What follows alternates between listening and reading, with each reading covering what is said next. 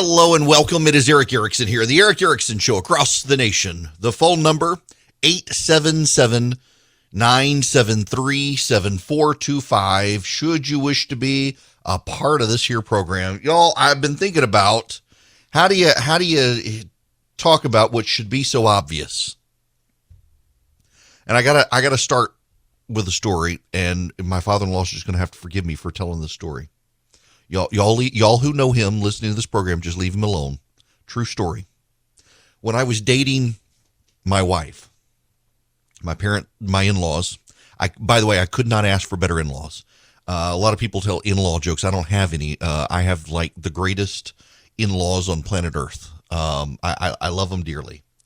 But when Christy and I were dating, our parents have this very nice house. Now, my father-in-law is an engine nerd from Georgia Tech. And he's got the shop at the bottom of his house. And everything is very meticulous. Everything is very lined up, et cetera, et cetera, et cetera. All the tools on the wall. You need the screwdrivers. You need the hammers. You need the saws. They're all there. And he takes me down into this shop with all the saws and the hammers and the screwdrivers. Turns on the fluorescent light bulbs. They flicker. And he looks at me. Looks me in the eye. And he says, "It's all about the sex, isn't it?" Now, I'm mid-20s, in law school, dating his daughter. Get a little bit flushed there. "Sir?" Says, "It's all about the sex." I said, "Mr. Arnold, I don't know what you're talking about." He says, "You're a smart guy. You're in law school. You know, it's all about the sex."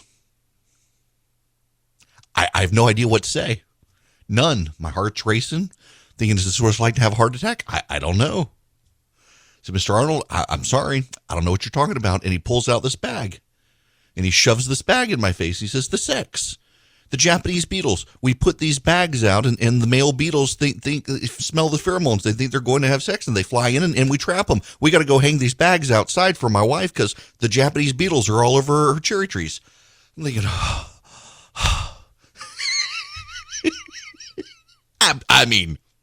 I had no idea where this was going. Am I going to die? What's going on here? I think to this day he denies he did it, but you can tell he knows he did it because it's something he would totally do. I feel like we need a moment like this with Joe Biden and the Democrats. It's all about the oil, Mr. Biden. It's all about the oil. You're a smart man. Vladimir Putin has had a phone call with Emmanuel Macron this morning, saying that he's doubling down, that he has to denazify Ukraine, that he will take over all of Ukraine. There will be no peace. There will only be conquest. And Joe Biden's out there like, how can we stop him? What do we do? It's all about the oil, Mr. Biden. You're a smart man. You know it, and I know it. 60% of Russia's exports are energy exports. And you, Mr. President, have allowed the Russians to export all of their energy, their wood, their uranium, their petroleum, their natural gas. You and the West have become so dependent on it. You're a smart man.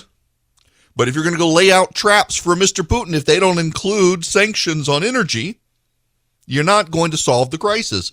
Vladimir Putin is doubling down on the crisis. They have moved thermobaric bombs into Ukraine. We'll get into that later. If you want to stop Russia, you must stop oil. Now, here's the thing. The United States, though Russian oil imports to the United States are double what they were just last year, or I'm sorry, 2021, they're double what it was in 2020. You know what I mean? It's only 3%. It's only 3% of American energy imports, oil imports. 3% is Russian. We should be able to get rid of it. But the Biden administration now, oil is above $113, West Texas crude. That's very bad. It's the highest it's been.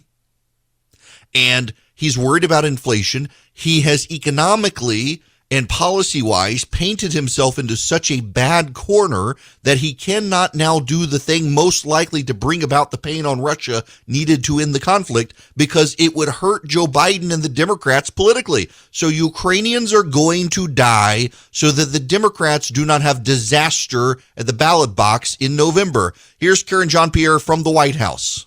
We don't have a strategic interest in reducing the global supply of energy. So you've heard Jen talk about that, the effect of what would happen with the global supply here. We don't have a strategic interest in doing this. And now Cedric Richmond, the White House advisor on, I don't even know what he advises on. Listen to this. I'll tell you this. I think that many people may say that that is a solution, but we've put a solution on the table, and that is to pass legislation that will lower Americans' everyday costs, lower their health care. If we pass our climate agenda, we would lower energy prices for the average American family by $500. But that's not true. How many of you have a Tesla?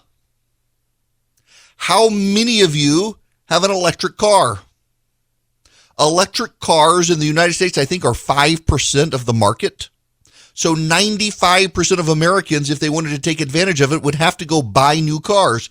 And then when you convert everyone over to electric cars, you've got a massive strain on the American power grid because people have to plug their cars in at night, and all of them do it at the same time, plug their cars in at night, and we don't have enough power supply in the United States. And the federal government won't build new nuclear reactors, and in fact is shuttering one in Florida over climate change. It's all about the oil, Mr. President. It's all about the oil. Joe Scarborough on Morning Joe this morning. But it seems to me our dependence on Russian oil continues despite the fact we're the largest producer in the world, despite the fact that we actually are not getting the energy out of the ground, that all the energy out of the ground that we can get temporarily because of this war. Wouldn't it strategically make a lot of sense for the United States to ramp up oil production? Yes. Yes, it would. Joe Manchin is now calling for that. I'm working, as you know, I always do, with my Republican friends and my Democrat friends to come together as one, as Americans right now, and show the unity that we have. What we need to do right now is make sure that we are able to lead by showing the rest of the world how much that we support Ukraine, and we will shut off the revenues every way we possibly can that goes in to Putin and to Russia.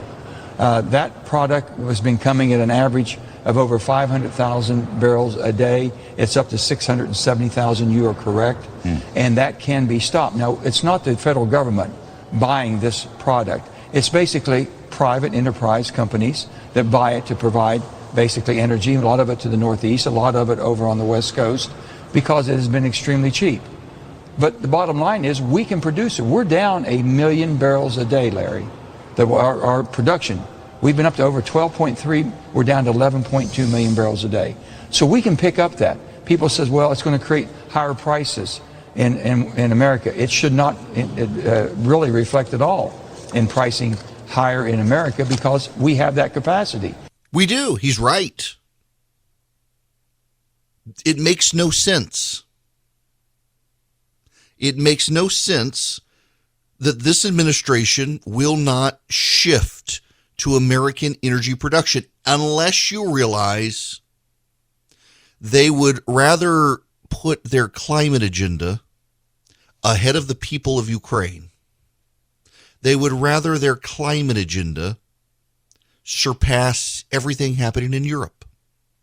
They would rather the Russians kill all the Ukrainians so long as you get a windmill and a solar panel and a battery-powered car.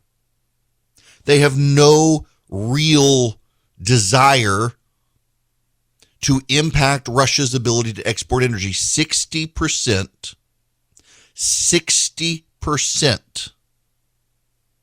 of Russia's exports, 60% are energy. And we're allowing them to do this. And you know where the grand scheme of energy goes as this administration decides on energy and the pressure builds to get rid of Russian oil? That's right, to Iran. Here's Pete Buttigieg on MSNBC.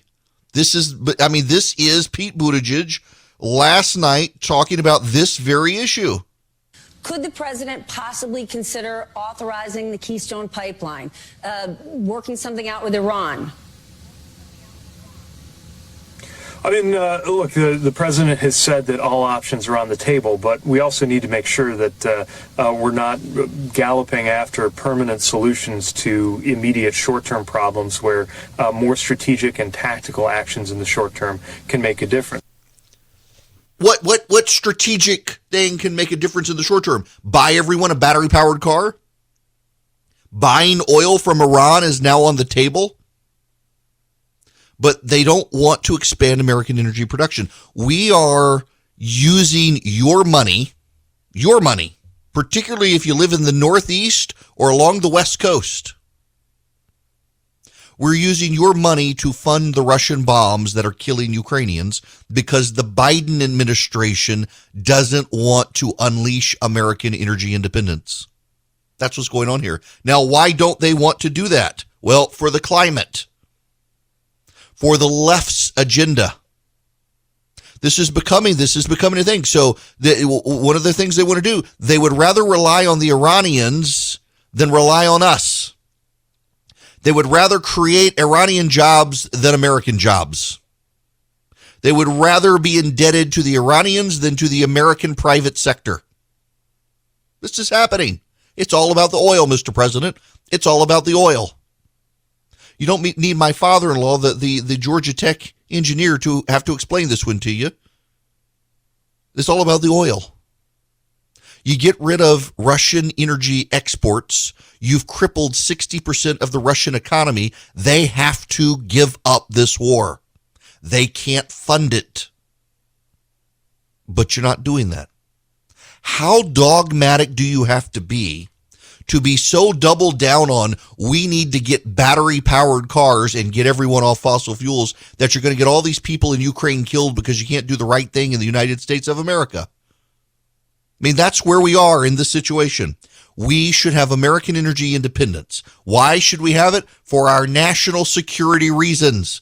And our American energy independence does not rely on windmills and solar power. It relies on the gifts God gave us underfoot that we can extract from the ground and fund our energy needs while we're transitioning to other sources. Instead of relying on the Russians and paying them so they can keep killing Ukrainians. It really is that obvious. But they can't immediately stop the Russian oil, because it will immediately drive up prices, because we cannot immediately ramp up domestic production. And Joe Biden and the Democrats would be hurt by the price increases at the pump and the price increases in the grocery stores and the runaway inflation it would cause. And that is the bottom line here. When you look at the nightly news tonight and you see the blown out buildings in Ukraine, and you see the dead bodies, you remind yourself it's all about the oil. You remind yourself that those people are dead and this war is going to continue because Joe Biden is too worried about gas prices in the United States and the midterm elections to actually do anything decisive to stop this war. The war will continue so that Joe Biden and the Democrats don't have to experience $120 dollars for a barrel of oil, so that you don't have to experience $7 at the gas pump. The war will continue so the Democrats don't get absolutely wiped out in November. And that's kind of sad that Joe Biden and the Democrats are putting their electoral future ahead of stopping a global war that could turn into a global war. Well, my goodness, Stacey Abrams has stepped in it, the Georgia Democratic candidate for, I think, Empress of the West. Listen to this from Comedy Central. She was talking to Trevor Noah or whatever. We are a stronger nation when we allow people to participate. And if we ever doubted that, the war that Putin is waging against Ukraine, President Zelensky said, and I'm going to paraphrase him probably poorly, he said, this isn't a war on Ukraine, this is a war on democracy in Ukraine. When we allow democracy to be overtaken by those who want to choose who can be heard, and those choices are not based on anything other than animus or inconvenience, then that is wrong. So Russia invading Ukraine is like Stacey Abrams losing the governor's race in 2018. She is President Zelensky. What an awful analogy to make an actual physical military invasion of a country where people are dying all about you and your agenda. It's just like in Ukraine. It's just all those efforts to register people to vote and stop them from voting in the United States and the failure to pass legislation here. It's just like Ukraine. Just like were thermobaric bombs used by the Trump supporters? No, good Lord. Wow. All right, to the phones. Bill, you're going to be up first. Welcome. Hey, Eric, thank you for taking the call. Sure. I would like to know your opinion of why the timing, to me, of the Biden administration dropping its support for the East Med pipeline that would have been out of Israel supplying competitive gas, natural gas to Italy and Greece, happened just days before all of this started with Putin talking about the invasion. And then we go for weeks of Biden demanding almost that Putin invade. And this just all seems so crazy. So look, we can connect a lot of dots, but one of the big issues here is, yes, the United States did withdraw support in 2022, and it has a lot to do with the environmental nature of it. Now, for those of you who aren't familiar with this, the Eastern Mediterranean pipeline would connect Greece via Cyprus and Crete. And it would potentially tie into Israel as well. The Israelis, the Egyptians, the Cypriots, the Greeks, they all approved this pipeline. And there was going to be a connection as well into Egypt for this pipeline potentially in order to do this. The United States, however, in January of this year, canceled their approval of the pipeline because of environmental concerns. Now, what did the United States have anything to do with it? Well, the United States, it's not in their land, but the United States was going to help fund the pipeline. And without the U.S. help, it wasn't financially feasible to do. Why did they cancel it? Because climate change. Don't think that this is about us setting the stage for Vladimir Putin. That's easy thinking. What's actually going on here is Putin realizing that we really are so committed to climate change, he can have his way with the world and we can't stop him. Hello there, it is Eric Erickson here. The phone number is 877-973-7425. Let me go back to the phones here. David's been waiting patiently. David, welcome. Hey, thanks for taking my call. Sure. This week I've heard a couple times, I know Jen Psaki mentioned it on Tuesday, that there's over 9,000 U.S. energy contracts that aren't being fulfilled. I was seeing if you had any info on that. It seems like it's a talking point that I keep going back to kind of point fingers at, those of us who want energy independence. Do you have any info on that? Yeah, the reason that these energy contracts weren't filled is because, a lot of the oil and gas companies were investing in other places, and it was pretty clear when this administration took over that they were going to have regulatory burdens on them. It was just too cost prohibitive to even try to do it. That's the point that they miss. Yes, there were about 9,000 leases or so that were not filled. But those are leases that the Trump administration was pushing out towards the end of the Trump administration. And when it became obvious that Joe Biden had won, there was no reason for these companies to push forward because they knew what was going to happen. The regulatory burdens that the Biden administration is placing on them. Look at FERC, for example. FERC is the Federal Energy Regulatory Commission has decided they're going to examine climate impact on new pipelines, which means they're killing all the pipelines because of climate change. This administration is willfully trying to force us into energy dependence on other countries, not to green energy. And the reason I say that is because you can't push Americans into green energy without congressionally approved subsidy. And Congress has refused to approve the subsidies that would require Americans to get into green energy. The result of this a mixed and muddied message and higher costs in this country.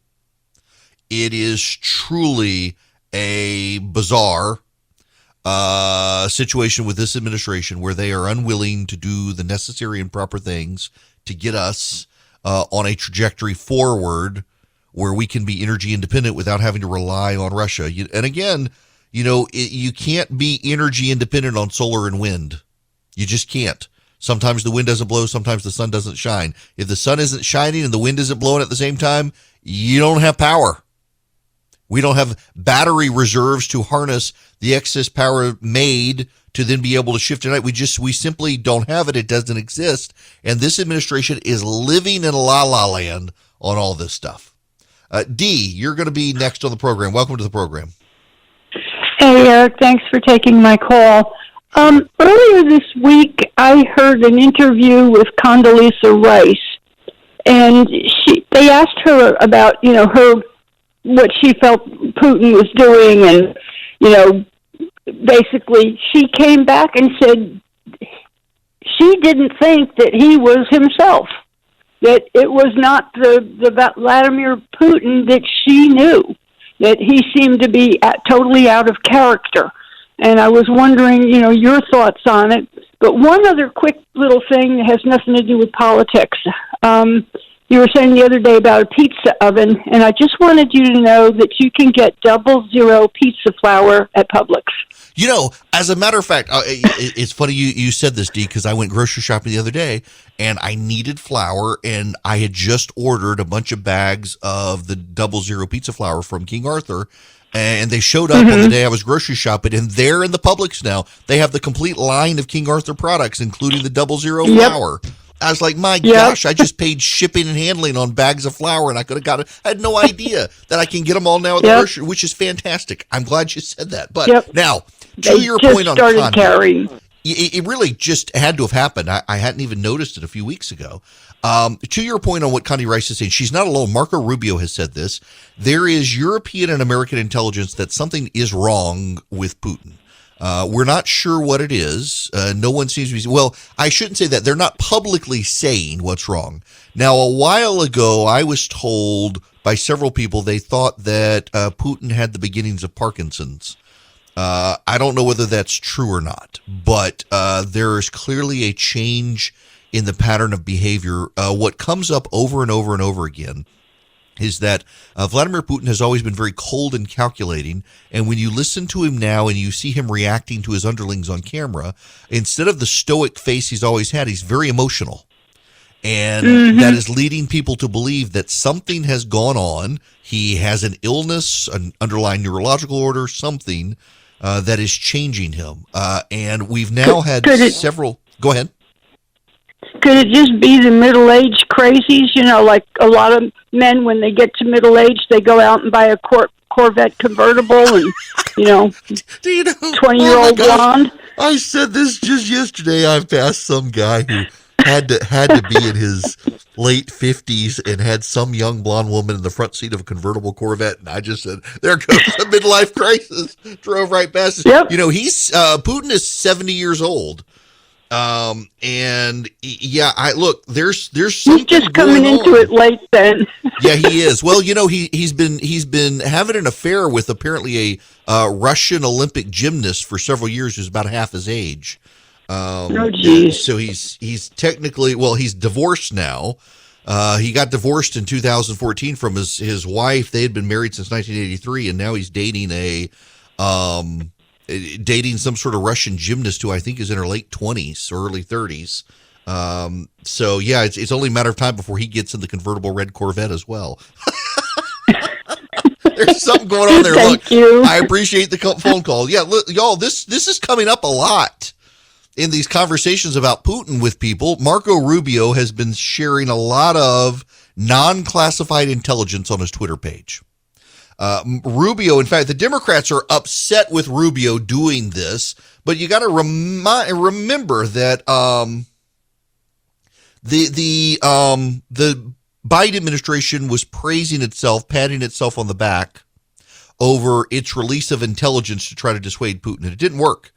But Rubio's continued to flood the zone with everything he knows that's not classified. And one of the things that comes up repeatedly is that Putin has some sort of mental deterioration, and it seems to be well documented and known within Russia. One of the telling things to me that has happened is that the Russian Security Bureau, the FSB, tipped off the Ukrainians about a Chechen assassination plot of President Zelensky. Someone within the essentially the Russian version of the FBI leaked to the Ukrainians that this was happening, that Putin had arranged this. So there's growing distrust, it seems, inside the Kremlin for Putin to begin with. All right, let's go back to the phones. Ricky, you're going to be next on the Eric Erickson Show. Welcome. How are you? Hey, Eric, how are you? Great. Hey, man, let me tell you. You go ahead and preach.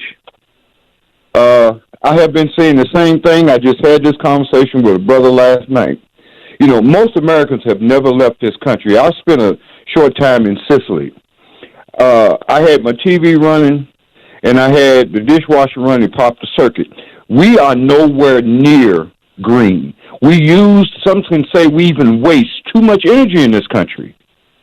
We are not nowhere close to being to going green. And like I told him, and this is my feeling, you know, they want to do so much green when they convert the Beast and all those big SUVs that Congress ride around in, when they convert that to electric, they come talk to me.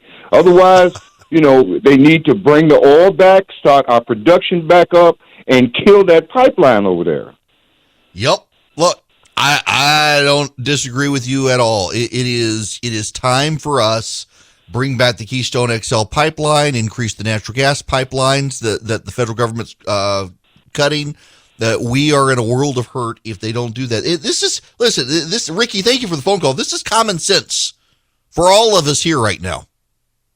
Whether you're a Democrat or Republican, you may want to fight for climate change and a Green New Deal, but you have to acknowledge and understand that as long as we are importing Russian oil when we have enough to sustain ourselves, we're dependent on Russia.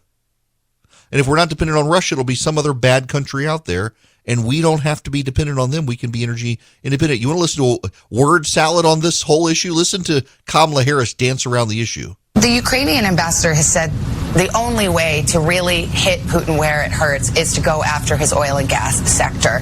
And some senators agree, Republican and Democrat. Senator Joe Manchin, for example, mentioned that the U.S. is still currently buying approximately 600,000 barrels of crude and other petroleum products every single day.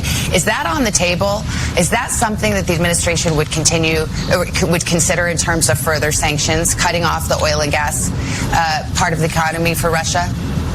Well, as you know, that on this issue, for example, we applaud Germany in terms of what it has done as it relates to Nord Stream 2, as it relates to what we need to do domestically as well as what we need to do in terms of this issue generally. We have, as the president said, reevaluated what we're doing in terms of the strategic oil reserve here in the United States to make sure that it will not have an impact, or we can mitigate the impact on the American consumer. But let's take this one step at a time, understanding that right now on the issue of energy, our allies have stood firm and unified in a way that many of the pundits didn't predict would happen, to ensure that we are unified in our approach to this issue. That's not really answering the question. Lisa Murkowski of Alaska, obviously a vested interest there, given the Alaskan oil reserves that we have that are untapped. She thinks we also need to be focused on American energy reserves. She's not wrong. She and Joe Manchin lined up on the same page on this issue. And they're right. And the fact that this administration doesn't get it. And at some point, I got to think this is going to come back to bite them. The Republicans have a winning issue here, and they're not afraid to use this one for once. The fact that the administration continues to say, well, actually, if we do the Green New Deal, that'll lessen our need. Not immediately. Not immediately. None of you are going to go out tomorrow and convert to a battery-powered electric car, even if you wanted to. Even if the money was there, you couldn't do it because there aren't enough. But we have enough oil. And now what they'll say is, well, it'll take 6 months to a year. So, what's the point? Well, what the point is so that when we get into this situation again, which we're going to, we're not dependent on bad actors to provide us our energy. It genuinely, y'all, it's all about the oil. It really is. It's stunning that this administration is so dogmatically convinced the world is going to come to an end in the next decade that they're ready for hell on earth to happen today just to protect themselves at the ballot box. It's just amazing. Absolutely amazing. Now, Patriot Mobile is one of the companies out there fighting the good fight for us on this and so many other issues on energy, guns, life, you name it. They are conservatives. They dedicate a portion of their profits to fight for the conservative movement, and they want your help. What you can do is become a customer of Patriot Mobile. You get the same service you get at all the other cell companies. They use the same towers. So it's not like you're going to have degraded service here. You get the exact same cell towers that you get with everyone else. It works well. It's a great company. They have great discounts for you, and you get free activation with my name. You go to patriotmobile.com/Eric. That's patriotmobile.com/ERICK. You can also call them. They have 100% U.S.-based customer service. So when you call them, you're talking to somebody who's working in this country, not abroad. 972-PATRIOT. You tell them I sent you. You get free activation. You get great discounts if you're a veteran, an NRA member, first responder, a teacher, got a large family, and you need multiple cell phone numbers. They'll give you good discounts there as well. patriotmobile.com/Eric. Hello there. It is Eric Erickson here. The phone number, if you want to be on the program, 877-973-7425. Let's go back to the phones. Greg, you're going to be next. Welcome. How are you? Hey, Eric. How are you? Good. Love to talk to you about numbers, talk math. In this case, the math does not work. The other day, listening to you, I took 30 seconds, Googled U.S. Energy Department figures. 10.7% of our electricity production comes from wind and solar. 10.7. Mm-hmm. You want to go after coal, the dirtiest, anti-green, dirtiest energy, you're going to have to more than double solar and wind in the U.S., and you can't do that in 3 years, 5 years, even with a Green New Deal. The math doesn't work. And we're in a war, Cold War again. It's drill, baby, drill. That's the key. Look, I'm glad you brought that data into it. I had it on my fingertips the other day and totally forgot to even pull it back up today. It really doesn't work. And the amount of investment that we would have to involve in the rare earth minerals and the like, or buy from China the solar panels, people forget about that. We're essentially offloading an environmental crisis onto poor parts of the world so that good liberals can sleep well at night with their solar panels. And you asked me about recession, and I've seen some numbers since then that, if not recession, stagflation. Aluminum's at an all-time high today. Wheat's up the limit the past 3 days. Oil's at $116 a barrel. Metals and things that are inputs into the economy, cars, you name it, are going through the roof. We're on the edge of a commodity super cycle here if things don't change. It's going to cause inflation more than we've seen, and I don't think the government is ready for it, and I feel bad. Unfortunately, Democrats are in power, and the party in power really takes it on the chin when you have inflation, and we haven't seen stagflation since the 70s. Yeah, I'm glad you say that. I'm not glad it's happening. I'm glad you bring that up. I was talking to a friend of mine the other day who's a home builder and said they are back to having problems easily being able to get lumber in to build houses. Every cost had gone up, things started to decline, and now they're going back up again because of all the uncertainty in the market, and that it's causing, at a time we have a housing shortage, it's causing housing prices to get even more expensive. Well, the Biden administration put tariffs on Canadian timber again.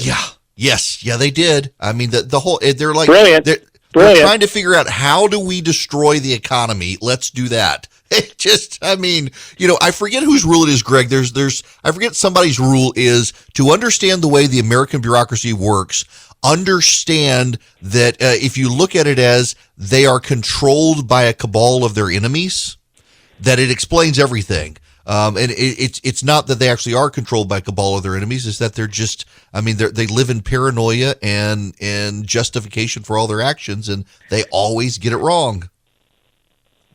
If Republicans can stay sensible and just come with sensible policies that the middle of the road, the independent voter can grasp and understand, the suburban voter, it is lights out for Democrats. Yeah, it is. It is. Which, it's very simple. The Democrats are going to go over. We're the stupid party trying to tie Marjorie Taylor Greene into the voice of the GOP. Right. But we're the stupid party, so I don't give us much hope.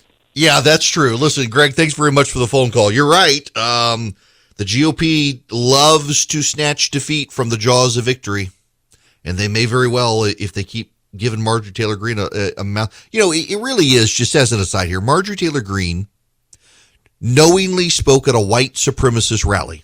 Don't tell me she didn't know. Her staff at least should have vetted the guy, but Nick Fuentes is one of the most well-known white nationalist people in the country, and he introduced her on stage to chants in favor of Vladimir Putin. Now she says, I didn't know who I was talking to. Really? You didn't? And the GOP, whatever you think about the censure of Liz Cheney for the January 6th commission stuff, whatever you think about it, the fact that they would censure Liz Cheney for that and they won't censure Marjorie Taylor Greene for speaking to a group of white nationalists. The Arizona GOP censored an Arizona state senator for speaking to the same group. But Kevin McCarthy lacks a spine to do the right thing when push comes to shove. Kevin McCarthy is going to be a disaster as Speaker of the House of Representatives. Maybe someone will stand up and challenge him. It's 2022. Things are still crazy. Things haven't settled down. And now you got the Federal Reserve and interest rates. You got the economy. You got inflation. A lot of banks won't even return your phone call. Let's say you're a small business and you need a loan for $750,000 or higher. You see an opportunity where banks, they don't even want to see you. You want to buy a building. You want to build a building. Reach out to the Frost family at First Liberty Building and Loan. They've been helping small businesses become big businesses since the 1990s. They want to help you if they can.